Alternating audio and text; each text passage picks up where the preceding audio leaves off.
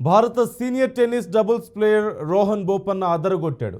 అమెరికాలో జరుగుతున్న Miami open టోర్నీలో మాథ్యూ ఎబ్డెన్ ఆస్ట్రేలియాతో కలిసి పురుషుల డబుల్స్ టైటిల్ను సొంతం చేసుకున్నాడు. మియామి ఓపెన్ టోర్నీలో ఫైనల్లో బోపన్న జోడీ 6-3, 6-3, 10-6 తేడాతో Croatia player Ivan Dodig, Austin Krajicek America జోడీపై గెలుపొందారు. మ్యాచ్లో మొదట బోపన్న జంటకు శుభారంభం దక్కలేదు. తొలి సెట్ను టై బ్రేకర్లో కోల్పోయింది. ఆ తర్వాత అద్భుతంగా పుంజుకున్న ఆ జంట వరుసగా మిగతా 2 సెట్లను దక్కించుకొని ఛాంపియన్గా నిలిచింది. దీంతో ఈ సీజన్లో బోపన్న జోడీ ఖాతాలో 2వ టైటిల్ చేరింది. కాగా జనవరిలో ఆస్ట్రేలియన్ ఓపెన్ టైటిల్ దక్కించుకున్న విషయం మనకు తెలిసిందే.